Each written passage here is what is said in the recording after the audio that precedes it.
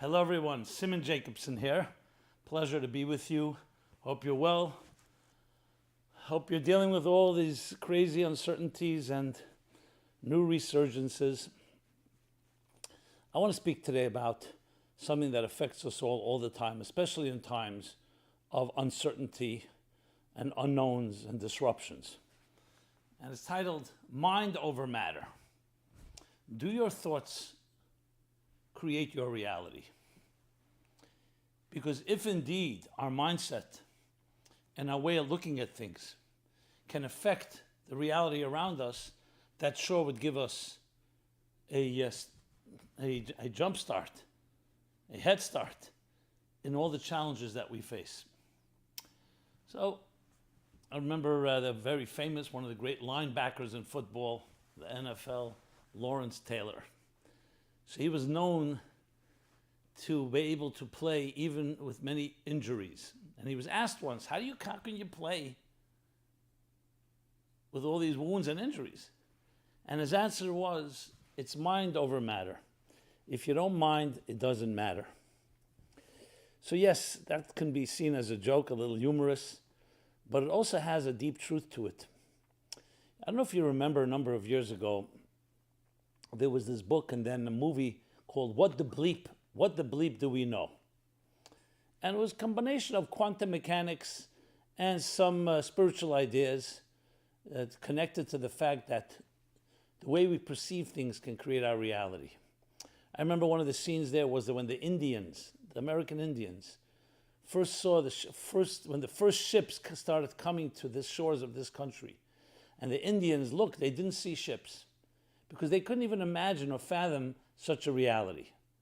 So whatever they saw, they dismissed as an illusion. So to what extent do our thoughts affect that reality? It also showcased a Japanese researcher who wrote a book, I believe was The Secrets of Water or something like that, that how he was able to demonstrate. I don't know if this has been replicated, so I'm not going to claim it's scientific and it's fact, but even the theory itself is intriguing.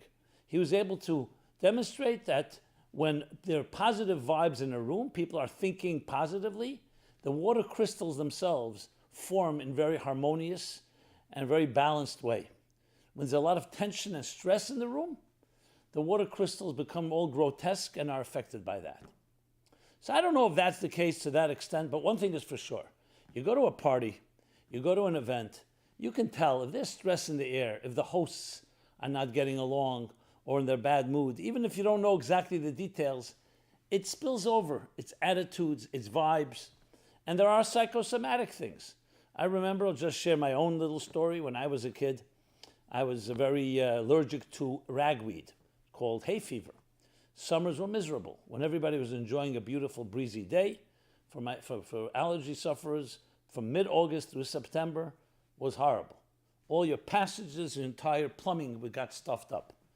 Your nose, you couldn't stop sneezing, your throat is tickling, eyes itching. I mean, it wasn't dangerous generally, but it was just a horrible nuisance in such beautiful days. I remember I once had an attack, almost an asthmatic attack.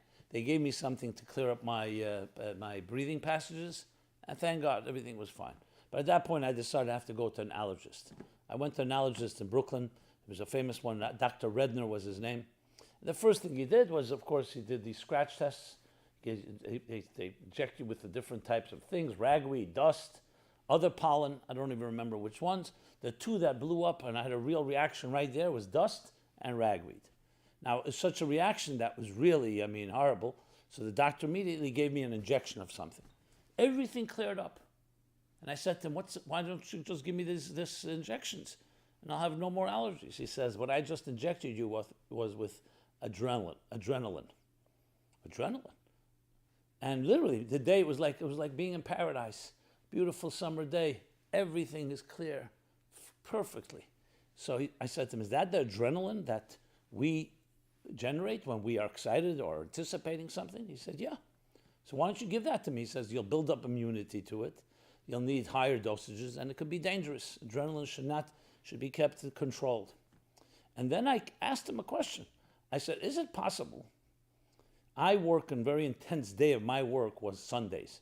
Why? Because Sunday, And I used to remember the Lubavitcher Rebbe's talks. I had to memorize verbatim hours and hours and hours of talks.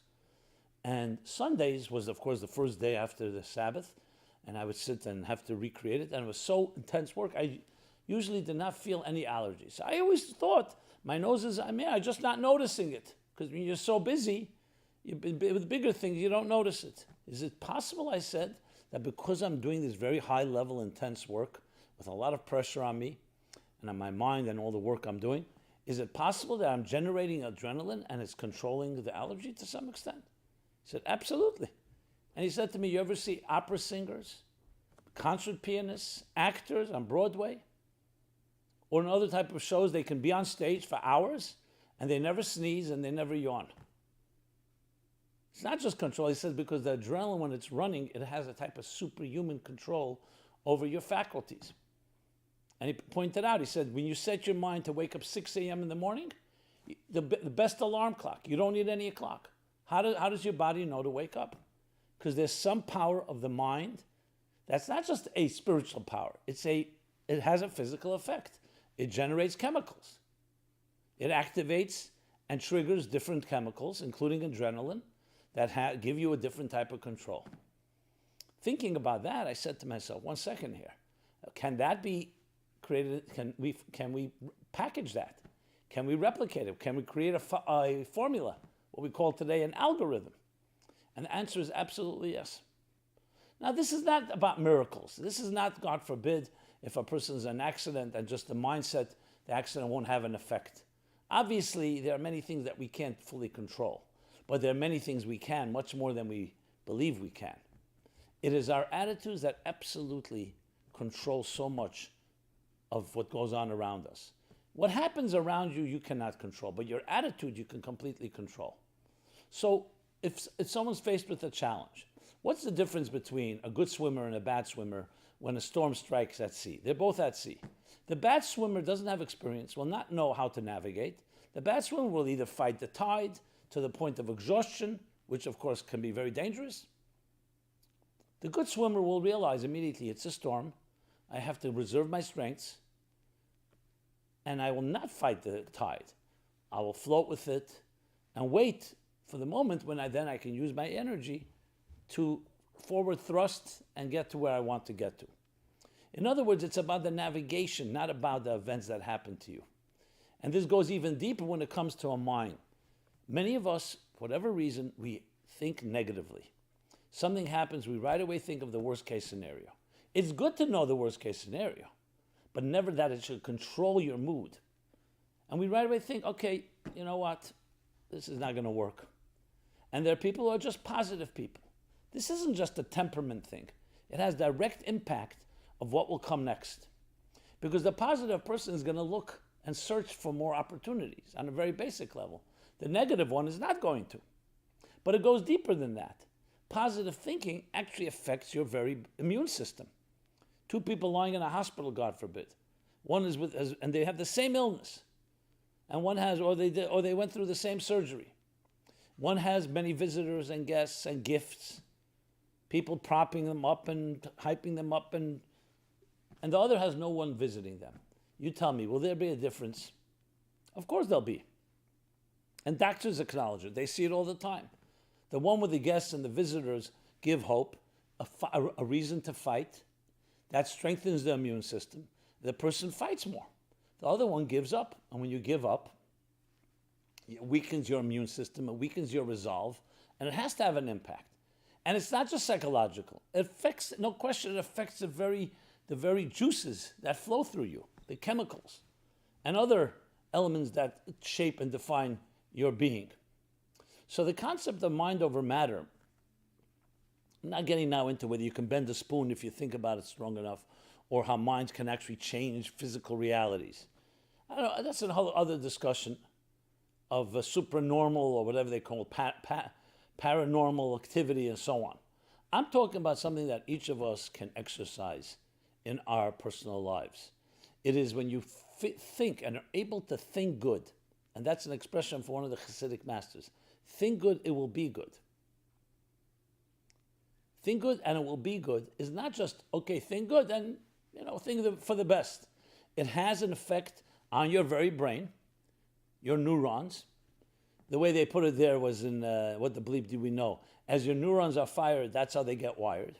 So first it has a physical effect on your neurons. They then become wired a certain way. They in turn, as we know, the neurons in your mind affect the rest of you. So what's flowing from you is this positive approach. So besides being more innovative and more creative and finding solutions, your whole being is just geared up towards success.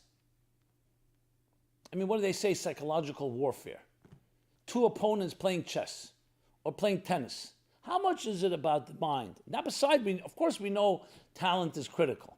But you can see the most talented tennis player or chess player, if their opponent gets into their head, or in their own way, they were injured or they just lost confidence, there's some type of, get into a type of funk, what happens? You can be the better one when it qualified and more talented, but your mind and your negative attitude and your lack of confidence is going to affect your game. And it takes a coach and it takes work to get back on that psychological positive approach.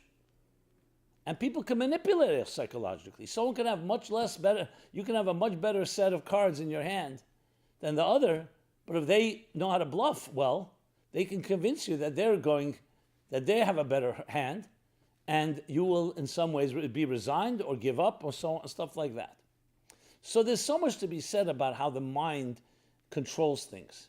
But again, I want to reiterate, this is not quack medicine.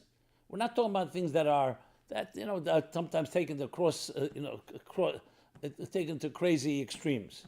Imagine a jaguar in your driveway, and you'll have a jaguar. Some of it became sensational. Some of it became feeding into people's lowest common denominator and stuff like that. We're talking about a general attitude of a positive attitude, an attitude where your mind actually can control realities. And that's why you see stories of Helen Keller, a woman born with so many defects. Everyone would have given up. Something about the human spirit. And we don't even know, we go beyond the mind, the spirit to fight, the spirit to succeed. I have seen it in my own life. I've seen a mother giving birth to an autistic child. The doctors say, forget about it, put him in a home, give him all his needs and comforts. He's not going to have a social relationship with you. And a mother's a mother. And she told me, I remember, a number of years ago, it's my son. He's a part of me. I carried him for 9 months. I'm not giving up. And she, every day, as a young child, from the youngest age, she would look at him, sing to him, tell him stories. It's so beautiful to see. And she didn't take no for an answer. She didn't care what others said. My child. What was she accessing? First of all, a mother's love is a mother's love. She was accessing his soul. His soul is not, there's no such thing as an autistic soul. Like there isn't a blind or deaf soul. The soul is intact. It's the channels between the soul and the body that are the issue. And I would share that with her. But it was much deeper. It wasn't my words. I just was a support to her. But doctors told her she's crazy. They didn't say it in so many words because they didn't want to insult her. What happened? I've seen the child grow. No, she didn't cure him from autism. He still has autism. But there's a connection. He looks at her like no other person on earth. I have no doubt it was because she bonded with him and connected in a certain way. And we don't even know what's going on. Doctors themselves will tell you, we don't know really what's happening. We just know the symptoms. We look at the history, we look at others.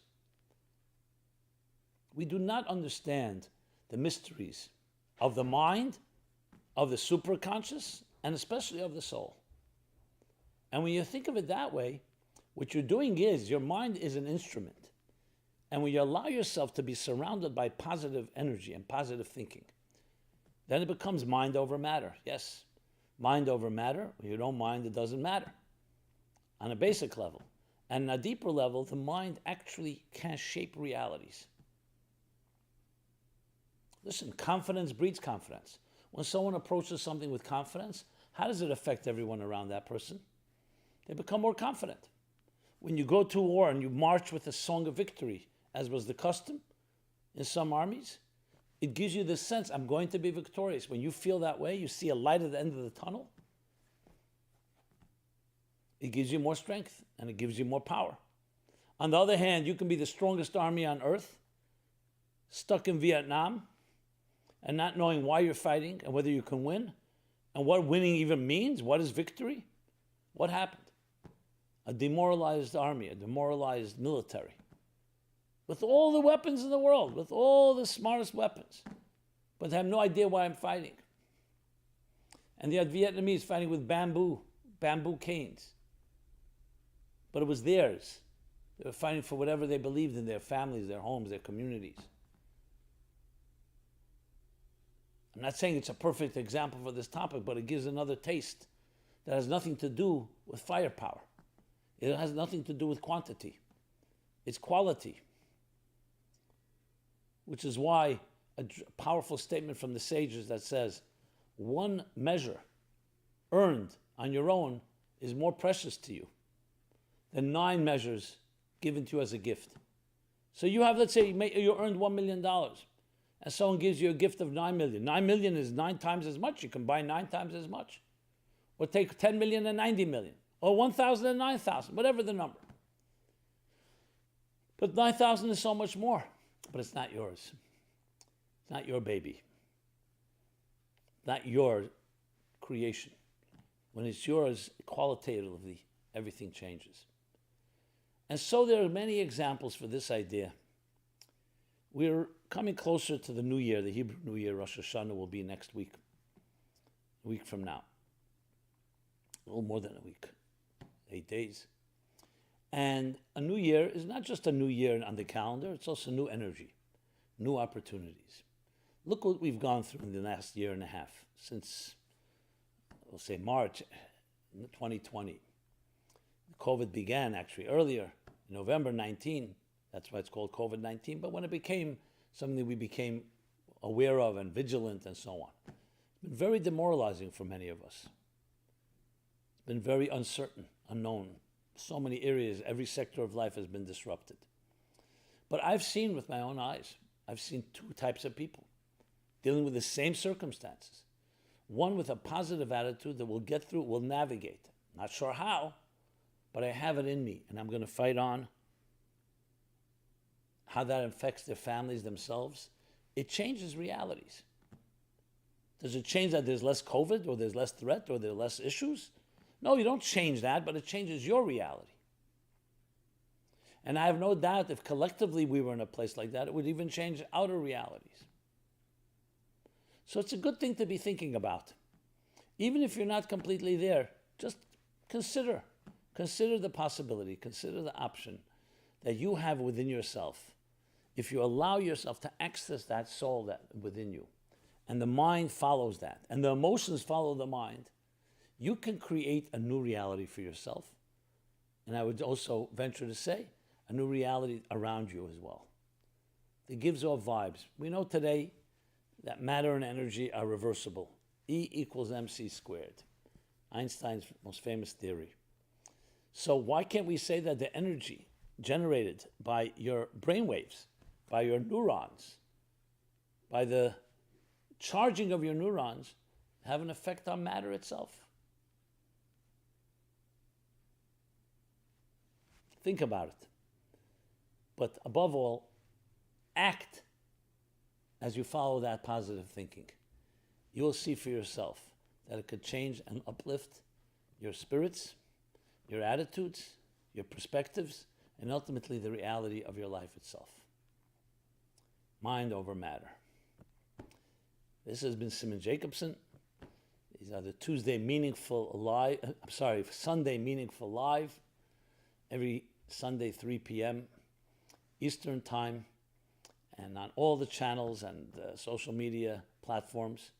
Love to hear from you. If you like what you heard, please share, please like, please subscribe. Let's spread the word. Let us all put our minds together, and then how much more is the collective synergy of this positive energy generated out into the stratosphere and have that ripple butterfly effect that can impact the entire universe for the good. Be well, stay healthy. God bless you.